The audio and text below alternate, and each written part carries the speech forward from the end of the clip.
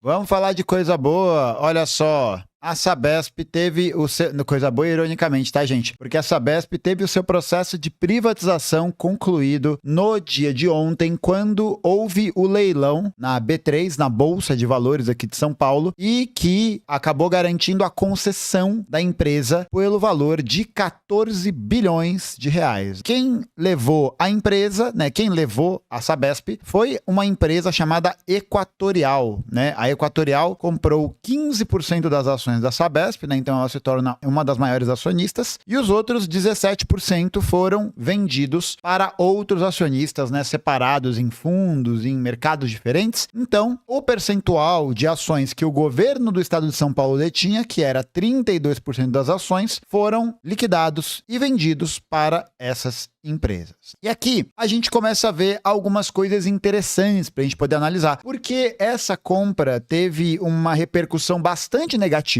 para o governo de São Paulo e teve uma repercussão de suspeitas, hein? Ó, gente, ó, suspeita, tá? De favorecimento.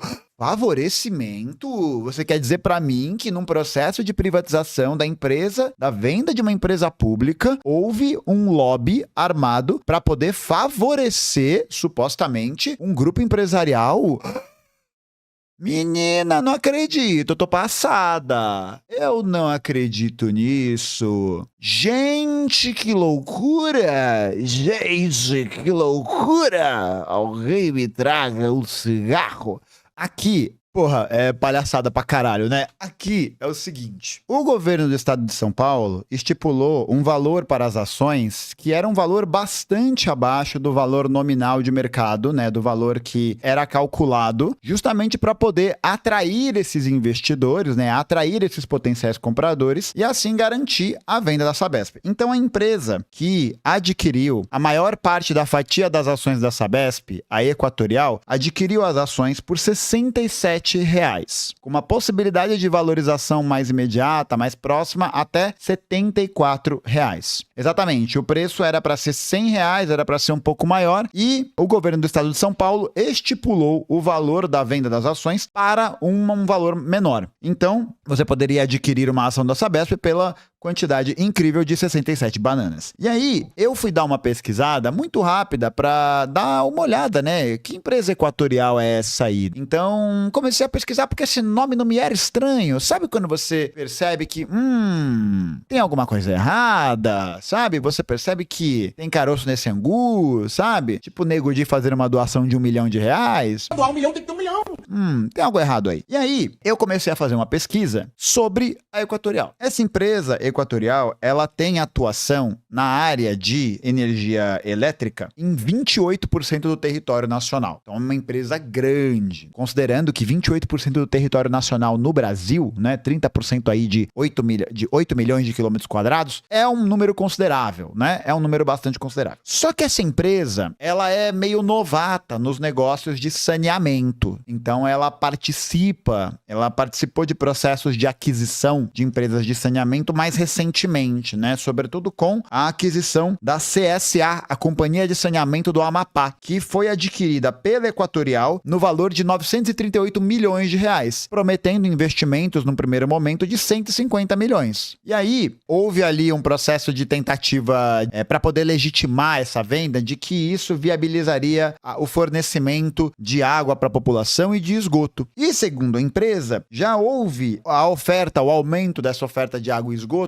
para casa de 60% da população do Amapá, ainda que não existam dados que comprovem esse crescimento, né? Então aqui a gente já levanta uma questão importante. Só que essa empresa, dentro dos 27 estados da Federação Brasileira, foi considerada a terceira pior empresa na gestão de saneamento. Foi considerada a terceira pior empresa na gestão de saneamento básico. Só que essa empresa, né, para além da gente falar disso em um outro momento, né, eu acho que a gente pode até abordar mais isso mais pra frente, a Equatorial, esse nome não me era estranho, porque eu lembrava do nome dessa empresa. Essa empresa Equatorial é uma empresa que tem negócios também em outras áreas. Ela é vista como uma empresa multiplataforma, né, ela é vista como uma empresa que atua em diferentes segmentos de infraestrutura. Então ela atua no saneamento, mas ela também atua na energia elétrica, por exemplo. E foi a Equatorial que comprou a Companhia Elétrica do Pará Amapá em 2012 e também foi a companhia que adquiriu as linhas de transmissão e a estrutura da energia elétrica do Amapá. Agora, Gustavo,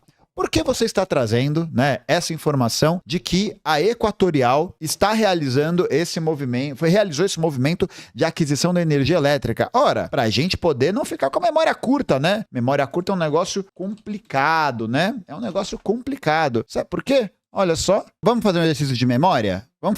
Você vem fazer um exercício de memória junto comigo, vem você aí que tá assistindo, depois que você deixar seu like aqui no vídeo e de se inscrever no canal, fazer um exercício de memória. Vem comigo. É aqui, ó. Olha só, apagão no Amapá completa 1 ano e expõe fragilidades no acesso à energia elétrica no estado. Lembra disso, gente? Lembra quando teve um apagão de energia elétrica no Amapá que durou mais de 1 semana no meio da pandemia em um dos estados que mais faz calor no Brasil? Lembra disso? Das pessoas morrendo de calor? De todos os bens, mercadorias, tudo sendo estragado pelo apagão? Lembra disso? Pois é, né? Olha só, quem estava envolvido nisso, diretamente, a Equatorial Energia, que fez a aquisição da companhia elétrica do Amapá e que não forneceu, né, os serviços necessários, as operações necessárias para poder garantir o fornecimento de energia, né? Ora, se não são as consequências das minhas inações, né? Porque nesse caso, na verdade é até uma ação, né? Não fazer nada é fazer alguma coisa. E aí, quando você vai pesquisar um pouco mais a fundo, né, a história da Equatorial, você percebe algumas coisas, né? Você percebe que a empresa, ela é controlada por várias organizações, por vários fundos de investimento distintos, que vão, né, distribuir ali os lucros e dividendos do que essa empresa opera dentro da gestão desses serviços. E aqui, o que acontece é que essa empresa hoje, ela tem um valor de mercado total de 38 bilhões de reais, tá? 38 bilhões de reais. E ela é controlada majoritariamente por alguns fundos de investimentos. Ela é controlada pelo fundo Opportunity, que tem 6%, ela é controlada pela Atmos, que tem 5,5%, pela Capital World Investors, que tem 5,2%, pela Esquadra Investimentos, que tem 5%, pela Canada Pension Plan, que tem 5%, e, para deixar o Monark feliz, né, a BlackRock, que detém 5% das ações da Equatorial. Bom, o que acontece então é que essa empresa, atuando em diferentes segmentos, ela acaba promovendo alguma coisa que a gente falou lá no vídeo sobre a Osho, sobre o monopólio da Coca-Cola, e que, enfim, tô deixando o card aqui para vocês darem uma conferida depois, que é um movimento de monopolização. Então, essa empresa atuando em diferentes segmentos, em diferentes linhas de oferta de serviços, consegue a sua lucratividade em várias áreas diferentes. E ela faz isso a partir da aquisição dessa estrutura, da valorização das ações da empresa, que passam a ser privadas, né, que passam a ter o controle majoritário privado, porque a Sabesp já não era pública, né, ela já não era estatal. Essa é uma questão importante. A Sabesp já havia passado por um processo inicial de privatização. Só que o Estado ainda detinha a maior parte das ações da empresa, o que fazia com que o Estado fosse o acionista majoritário e que, portanto, garantia o controle do Estado na Sabesp. Só que, a partir ali do ano passado, houve essa votação para que a Sabesp para que o governo do estado pudesse conceder as ações para a iniciativa privada. Isso foi votado na Alesp, foi aprovado na Alesp, né, em um dia de ato, de manifestação, em que teve militante da UP que foi preso, em que vários camaradas estavam presentes. Eu estava presente no ato de novembro e também estava presente no ato que teve aqui na frente da prefeitura, em que houve a votação, a aprovação também num projeto que garantia a privatização da Sabesp na cidade de São Paulo, porque a cidade de São Paulo é o maior mercado da Sabesp, é a maior cartela de clientes da Sabesp estava aqui. Então, para que a privatização da Sabesp pudesse ser valorizada, pudesse atrair os investidores, era importante que a cidade de São Paulo também tivesse essa concessão. Isso precisava ser passado por lei. Passou de maneira totalmente atropelada, de maneira totalmente não dialogada com a sociedade, obra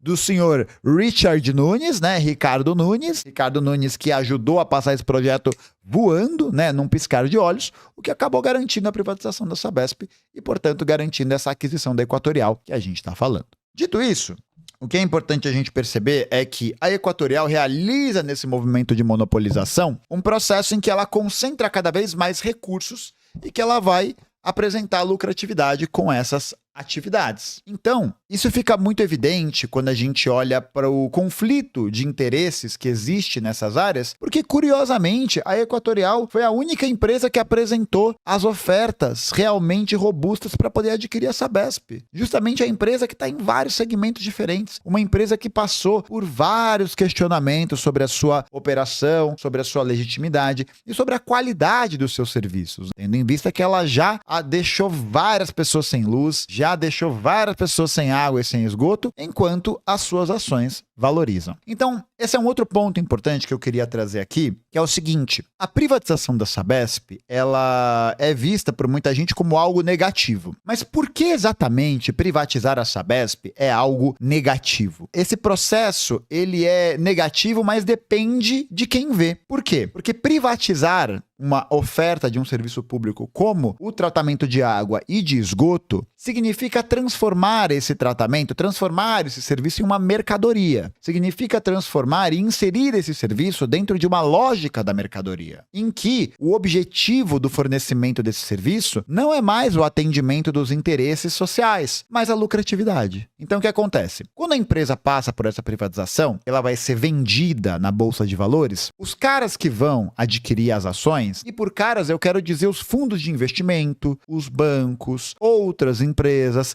as subsidiárias muitas vezes, querem uma coisa, que as suas ações valorizem. É isso que importa no processo de privatização. Com a valorização das ações, isso significa que aquela ação que o cara comprou, no caso da Sabesp, por R$ 67,00, deve ter um valor acima do que ele pagou. Porque aí, esse fundo de investimento que comprou 5% das ações da Sabesp. 5%. A gente olha 5% e fala, porra, 5% não parece muito, né? Só que quando a gente analisa o tamanho da empresa e quantos papéis públicos ela está ofertando, 5% é uma fatia considerável. Para vocês terem dimensão, né? O governo do estado ainda é detentor de 15% das ações e ao longo do tempo ele vai se desfazer dessas ações e fornecer para o capital privado. Então, essa valorização de 67 para 74 reais é uma valorização que em escala gera muito dinheiro. Gera muito dinheiro para quem comprou essas ações. E aí o objetivo da empresa não se torna mais fornecer o serviço, mas se torna garantir a valorização desses papéis, a valorização desse serviço, sem que isso necessariamente signifique uma melhoria na ampliação dos serviços, como foi o caso do que eu comentei agora há pouco, da Equatorial Energia Elétrica no Amapá, da Equatorial no saneamento básico também no Amapá. A Equatorial, se não me engano, também é a gestora da energia elétrica de Goiás, é a empresa que comprou a Companhia Elétrica do Pará em 2012. Então é uma empresa que vai construindo o seu monopólio, vai construindo o seu império, de maneira que ela vai controlando cada vez mais esses serviços, cujo objetivo é valorizar essas ações, né? Num movimento de financiarização, né? No movimento em que o que mais importa é o cumprimento do desejo do acionista, do grande acionista, né? Não estou falando do acionista que tem 10 ações da Sabesp. Não estou falando do acionista que tem 100 ações da Sabesp. Não estou falando do acionista que tem 1000 ações da Sabesp. Eu estou falando dos grandes acionistas. Eu estou falando da galera que conseguiu adquirir essa empresa por esse valor simplesmente maluco de 14 bilhões de reais. Só que aí tem uma outra coisa que é muito importante, que é entender o seguinte. Em 2022, presta atenção, em 2022, a Sabesp deu lucro. Então, lucro é a operação do quanto você gastou, do quanto você teve, blá, blá, blá, né? Aquela conta. Teve lucro de 3,12 bilhões de reais. 3,12. Aí você pensa aqui comigo, Gustavo, 3,12 bilhões de reais é muito dinheiro, né? É bastante dinheiro. Você quer dizer então pra mim que, olha só, olha os dedinhos preocupados aqui. Eu não acredito, menina, eu tô chocado. Você quer dizer pra mim então que a Sabesp, se ela continuasse no regime que ela estava antes, né, de diminuição dos investimentos públicos para a valorização das ações, porque é por isso que ela deu lucro. Ela deu lucro por quê? Porque ela diminuiu o percentual de investimentos na estrutura geral, porque ela começou a parar de fazer concurso para ter mais gente trabalhando lá, começou a demitir os funcionários mais antigos para poder precarizar a força de trabalho, diminuiu os recursos colocados ali na empresa. Por quê? Porque a austeridade, ajuste fiscal, deixa o mercado feliz, porque é mais possibilidade de lucro nessas operações. E aí, seguindo esse caminho, quer dizer então para mim que Se a Sabesp lucrasse 3 bilhões de reais ao longo desses próximos 5 anos, o valor da empresa já era compensado. Só que essas concessões, elas nunca são feitas num espaço de tempo pequeno. Essas concessões são feitas por muitos anos. Ainda mais no esquema de lobby? Puta que pariu.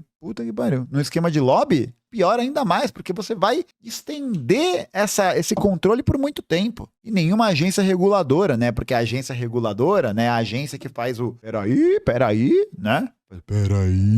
Do Homer Simpson, é a agência reguladora que é controlada indiretamente pelos detentores do capital privado. Ou seja, a empresa vai ser rifada, ela vai dar lucros astronômicos para os seus detentores e qual é a contrapartida que ela vai dar para a população? Nenhuma. Olha aí a Enel. A Enel, companhia que privatizou a energia elétrica aqui na cidade de São Paulo, a italiana, cara, acabou a energia aqui várias vezes, vários dias e o que aconteceu?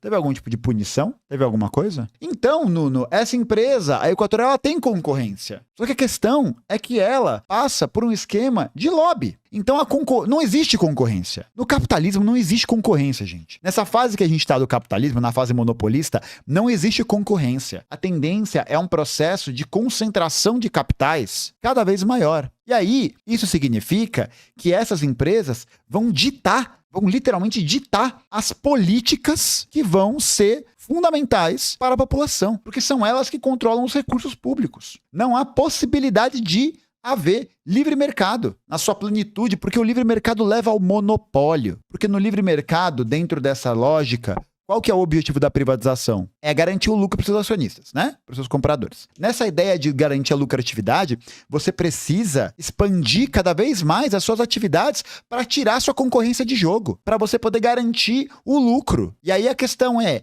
essas outras empresas que muitas vezes são concorrentes, elas aderem a esse programa. Elas veem que para elas é mais lucrativo vender a parte delas e entrar, né, nesse esquema do que ficar concorrendo de cabeça em cabeça. Hugo, para você que tem as ações da Sabesp, eu sinto muito em te dizer que para você ficar rico comprando ação da Sabesp, você precisa ser um banco. Você precisa ser um fundo de investimento. Porque se você tiver 1.000 ações da Sabesp, você ainda é um acionista desse tamanho. Desse tamanho aqui. Você é um bostinha nas ações da Sabesp.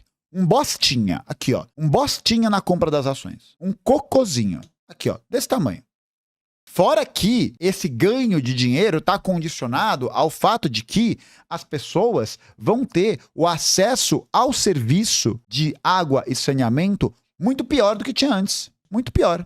E aí, no momento em que a crise econômica acontecer, né? Porque a crise econômica vem. E quem são os investidores que vão tomar um nabo, né? Quando ela vier? São os pequenos investidores como você, Hugo. Sinto muito. A realidade é essa, cara. No momento em que a primeira crise vier, como foi, por exemplo, a crise da fraude fiscal das Americanas, que apresentou ali o balanço fiscal fraudado de 40 bilhões e as ações despencaram, quem perde o dinheiro investido das ações é você. É você, porque o fundo de investimento, porque a consultoria e a auditoria que faz a verificação da procedência e da legitimidade desse processo, vai ganhar dinheiro pra caralho, porque vai vender tudo antes, porque tem informação privilegiada. Por isso. E quem é aquele pequeno investidor que está iludido, né? Iludido de que vai conseguir ter uma renda estável para sempre, é quem vai se fuder. E por que o governo aceita isso? Porque o governo é o balcão de negócio desse povo. É o Estado. Presta atenção numa coisa. O Estado burguês, o Estado capitalista, o Estado sob o capitalismo, é um Estado que é feito para que esses negócios sejam bem-sucedidos. É um Estado que serve a esses interesses. Acabou. Serve a esses grupos. Não é à toa, né? Que o Tarcísio fala, só tem um comprador porque o cheque é muito grande. Como assim, cara? O cheque é muito grande? 14 bilhões? 14 bilhões. É assim, né? É que pra gente, réis mortais, 14 bilhões é realmente muito dinheiro. Só que a Sabesp é a maior empresa de saneamento básico da América Latina. Não tô falando do Brasil, não. Tô falando da América Latina. 14 bilhões pra vender uma empresa tão estratégica, tão importante, tão essencial pra algo que é básico pra população, que é acesso à água, é troco de pinga. É troco de padaria. O tanto que o governo do estado conseguiu adquirir com esse dinheiro, esses recursos vão se pagar daqui 5 anos, daqui 6 anos. E aí, O Estado... O Estado não, né? O Estado tá muito bem, obrigado. As pessoas que dependem do serviço de Estado se fuderam. Vão ter que pagar mais caro por um serviço muitas vezes pior. E aí a questão que fica é a seguinte. O que o governo vai fazer com esses 14 bilhões de reais? O que ele vai fazer? Por que o governo tá acumulando esse dinheiro? Pra quê? Aí, pra fazer investimento. Ué. Mas por que não dava pra fazer investimento antes? Por quê? Porque não tinha dinheiro? Porra, não é como se a gente vivesse num estado que emite a própria moeda, né? Não é como se isso fosse real, né? Não é como se isso fosse real. Bom demais. Então, aqui, esse processo, né, que foi consolidado agora, encerrado agora, né, agora com bater o martelinho ali, teve um silêncio e uma conivência inacreditáveis dos setores progressistas, porque na época que o projeto de lei, porque aí é foda, né? Tentamos barrar a privatização da Sabesp no dia do leilão. Meu amigo, no dia do leilão, a tragédia tá dada. No dia do leilão, já acabou, perdemos, acabou. Quando a gente estava lá na frente da Alesp, na frente da Câmara Municipal em São Paulo, com outras forças, tentando fazer um coro contra esse processo, quais eram as forças progressistas ou do governo atual que estavam lá? Quais eram?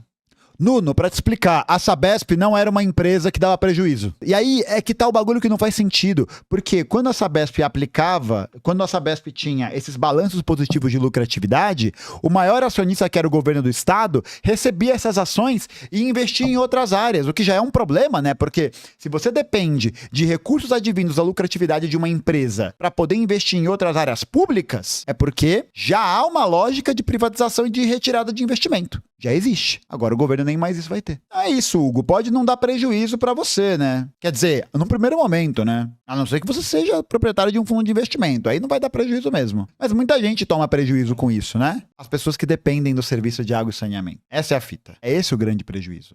E o prejuízo de haver uma canalice sem tamanho, em que não houve movimentação das grandes massas, dos grandes setores, né? Porque aí é capaz, para contextualizar, eu vi um tweet ontem que me deixou pistola, que falou: o PT tentou reverter a privatização da Sabesp e não conseguiu. E os web comunistas estavam nas suas casas, nas suas cadeiras gamers. E para além do fato de não precisar ficar falando que eu tava lá, né? Subi no ônibus para fazer discurso, fiz fala na frente da Câmara Municipal, não vou nem comentar essa parte, né? Porque eu não preciso dar essa carteirada. Mas aqui, já dando a carteirada, mas aqui o que acontece é o seguinte: essas forças estavam aonde? Essa grande hegemonia, né? Porque é a mania de falar que os comunistas são insignificantes. Então, beleza, somos insignificantes. Aonde estavam as forças significantes? Aonde estavam as forças políticas com verdadeiro potencial de mobilização? Onde que estavam esses dias? Onde que elas estavam? Elas não receberam o memorando? Não receberam a notificação do ato? Elas não acessaram a internet? Não receberam? Então eu acho que fica muito fácil, né? Fica muito fácil a gente ver o quanto essa lógica é confortável. O quanto essa lógica é confortável. Porque aí agora, quando a merda tá feita, quando a merda tá no ventilador, aí é fácil falar, né? Aí fica tranquilo. Mas na hora que o pau tava comendo, na hora que a galera tava ali apanhando da polícia na Alesp, onde que estavam essas grandes mobilizações? Sabe onde elas estavam? Elas estavam no silêncio da noite, nas suas casinhas, coniventes com o projeto neoliberal. Com o projeto neoliberal do governo do Tarcísio. Elas estavam ali, deitadas em berço esplêndido. Sabe por quê? Porque é o mesmo projeto econômico. O Tarcísio, que viabilizou a privatização da Sabesp, não está atuando sozinho. Ele não é o único. O governo Lula assinou no dia 25 de abril de 2023 o decreto que ampliou a ação das PPIs. Ou seja, a gente vendeu uma empresa pública importantíssima para a sociedade, por um valor de banana, por uma empresa que, reconhecidamente, historicamente, tem problemas para gerir esses recursos, porque ela tá cagando, né? Afinal de contas, ela fala que vai investir, mas ela não precisa investir, porque a lucratividade, o ganho dela não tá nisso. O ganho dela tá na possibilidade de valorizar ações. E aí, por um lado, a gente tem isso. Pelo outro, a gente tem uma desmobilização completa dos setores hegemônicos. Completa. E aí se faz o quê? Além de se ficar puto e de ficar completamente transtornado com essa situação. Completamente. Porque agora a Sabesp está na mão do controle privado. E qual é a força que está falando sobre isso hoje? Quem que tá? Quem que tava mobilizando pra estar ali quando o pau tava quebrando? Tá ligado? E você percebe que a população vai ficando a favor desse processo da privatização. Por quê? E aí que entra, né? O papel do Estado. O papel do Estado capitalista nessa gestão, qual que é? Criar condições para que essas empresas sejam privatizadas. Criar as condições para que o capital privado olhe para isso e fala, lucratividade. O que ela faz para garantir isso? Ela diminui os investimentos para mostrar balanços positivos no final do ano. E a população vai ficando ao lado desse processo, né, no senso comum. Por quê? Porque, de fato, se você vai pedir um serviço de uma empresa pública que perde recurso, que está passando por austeridade, que está passando por ajuste fiscal, que está passando por corte de investimento, o serviço vai piorar. E aí, a pessoa dentro dessa realidade do senso comum, muitas vezes que não tem acesso, não vê o processo nessa totalidade, ela vai olhar e vai dizer o quê? Fala, porra, a empresa pública é uma merda mesmo, né? Porque imediatamente ela tem razão. É uma merda. E aí, o que a Globo, o que o grande jornalismo vai falar pra ela? O que o grande jornalismo vai falar? A privatização, a melhoria econômica, tá ligado? A segurança dos investidores, o mercado, o dólar, a puta que eu pariu. A pessoa vai olhar e vai falar, porra, acho que vai fazer sentido privatizar. E aí, as forças hegemônicas, que teoricamente representam os interesses da classe trabalhadora, se dizem representantes dos interesses da classe trabalhadora, né? Mas não são. Não são. Concretamente.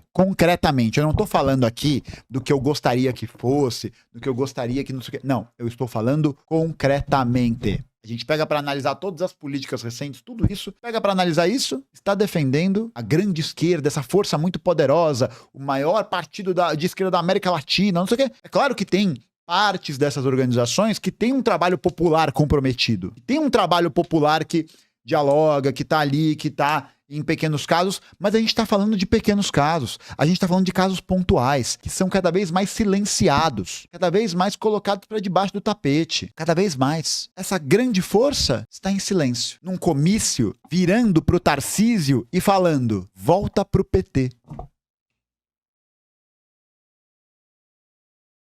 Qual que é a diferença de um projeto e do outro? No cerne, no núcleo, no âmago, no ponto fulcral do negócio. Qual é a diferença de um e do outro? Qual que é?